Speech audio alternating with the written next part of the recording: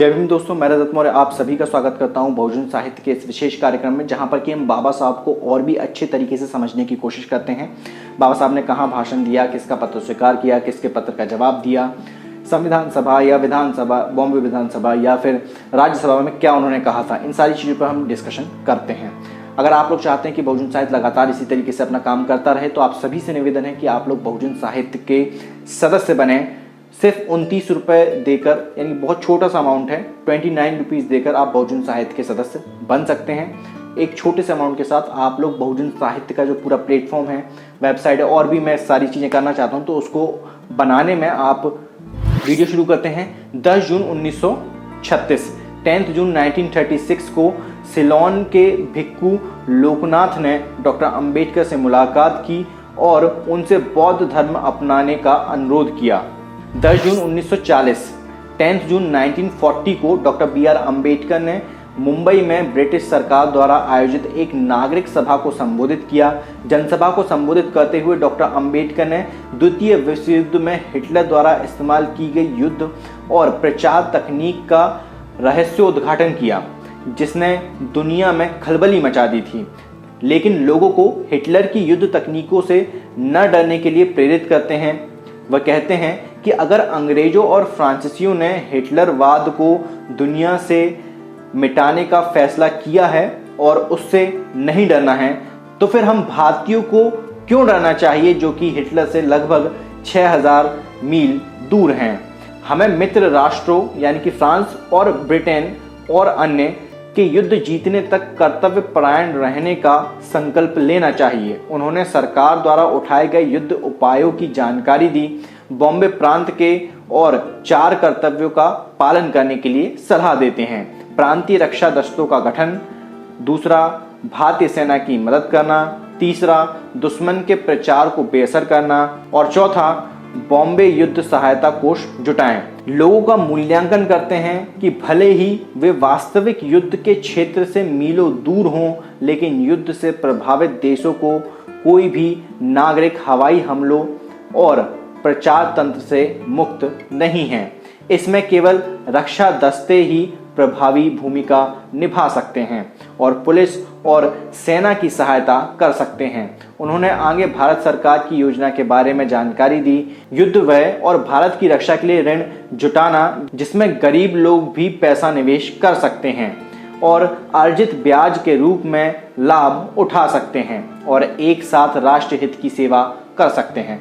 Doctor Ambedkar अंततः विभिन्न राजनीतिक हितों से आग्रह करते हैं कि वे अपने मतभेदों को भूल जाएं और 2 वस्तुओं को अपने सामने रखें, आत्मरक्षा और हिटलरवाद का विनाश। किसी भी कठिनाई के बीच सफलता प्राप्त करने के लिए प्रशंसा करते हैं और लोगों को आश्वस्त करते हैं कि ग्रेट ब्रिटेन इस युद्ध में अपने हथियार नहीं डालने जा रहे हैं। जो पूरा जो विश्व युद्ध का दौर था, उस समय डॉक्टर अंबेडकर ये भाषण दे रहे हैं। तो इससे हमें एक चीज़ तो समझ में आती है कि डॉक्टर अंबेडकर युद्ध के समय एक जो मेन जो टारगेट है वो हिटलरवाद को लेकर चल रहे हैं और युद्ध को लेकर चल रहे हैं, और उसके हिसाब से फिर वो सारे लोगों को समझा भी रहे हैं। आज के संदर्भ में अगर हम ये कहें कि आज हमारा मुख्य टारगेट क्या होना चाहिए, तो मुझे लगता है कि आज के डेट में जो फांसीवादी ताकतें हैं, जो हिंदुत्ववाद जो है, वो हमारा मुख्य टारगेट होना चाहिए और उसको हराने के लिए हमें अपने लोगों की पार्टियों को जिताना चाहिए। पर क्या हम ऐसा कर रहे हैं? सोचिएगा, बताइएगा कमेंट बॉक्स में कमेंट करके।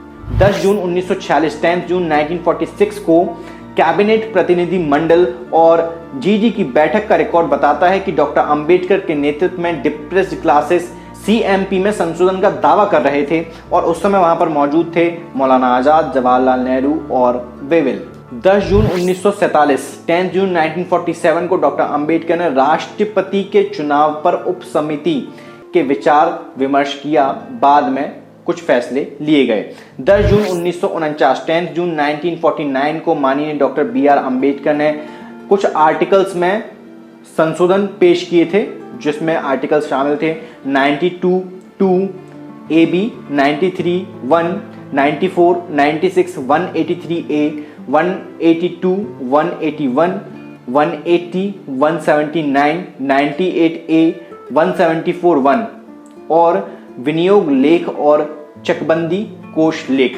10 जून 1950 10 जून 1950 को डॉक्टर अंबेडकर ने संसदीय लोकतंत्र की सफलता के लिए लोगों और सरकार द्वारा संचालित किए जाने वाले संवैधानिक सिद्धांतों और नीति पर त्रिवेंद्रम, केरल में विधानसभा को संबोधित किया। इसमें कहा गया, पहला, लोगों को सरकार बनाने के तरीके में विश्वास होना चाहिए, कानून का पालन करना चाहिए, बहुमत के फैसलों का सम्मान करना चाहिए और स्वतंत्र सोच की आदत विकसित करनी चाहिए। डॉक्टर अंबेडकर आगे कहते हैं कि यदि सरकार लोगों की विश्वसनीयता खो देती है, अल्पसंख्यकों का सम्मान नहीं करती और उन्हें विचार व्यक्त करने का अवसर प्रदान नहीं करती और पक्षपात रूप से सरकार को चला रही है, जैसा कि आज की डेट में हम देख रहे हैं, तो वो एक कहते हैं कि तो सरकार को इस्तीफा दे देना चाहिए। क्या किसी के अंदर हिम्मत है जो कि मोदी से इस्तीफा मांग ले? 10 जून 1956 10 जून 1956 को बाबा साहब 30,000 लोगों के बीच दिल्ली अंबेडकर भवन में बोलते हैं और आलोचनात्मक रूप से धम्मपद की तुलना गीता से करते हैं। उन्होंने गीता में जाति के अनुमान का उल्लेख किया है। धम्मवीर जो कि कंबोडिया से थे, वो यहाँ पर इस सभा की अध्यक्षता करते हैं। आज के इस वीडियो में इतना ही। उम्मीद करता हूँ कि इस वीडियो से कुछ ना कुछ सीखने को, समझने को आपको जरूर मिला होगा। ये वीडियो आप लोगों को कैसा लगा नीचे कमेंट बॉक्स में कमेंट करके जरूर बताइएगा। अगर आप लोगों को बहुजन साहित्य का काम पसंद आता है, अगर आप लोग चाहते हैं कि बहुजन साहित्य लगातार इसी तरीके से अपना काम करता रहे, तो आप सभी से एक रिक्वेस्ट है कि बहुजन साहित्य की आर्थिक मदद करें, फाइनेंशियल हेल्प करें। उसके लिए लिंक आपको नीचे डिस्क्रिप्शन बॉक्स में मिल जाएगा। उसके माध्यम से आप बहुजन साहित्य के सदस्य बन सकते हैं या फिर एक बार भी भुगतान कर सकते हैं। मैं रजत मौर्य मिलता हूँ आपसे अगले वीडियो में, फिर किसी किताब के साथ, फिर किसी ऑथर के साथ, फिर किसी किताब पर चर्चा के साथ, फिर किसी बुक रिव्यू के साथ। तब तक अपना और अपनों का ध्यान रखें, पढ़ने की आदत को विकसित करें, क्योंकि पढ़ेगा इंडिया तभी तो बढ़ेगा इंडिया। जय भीम, जय भारत, जय संविधान, जय जोहार।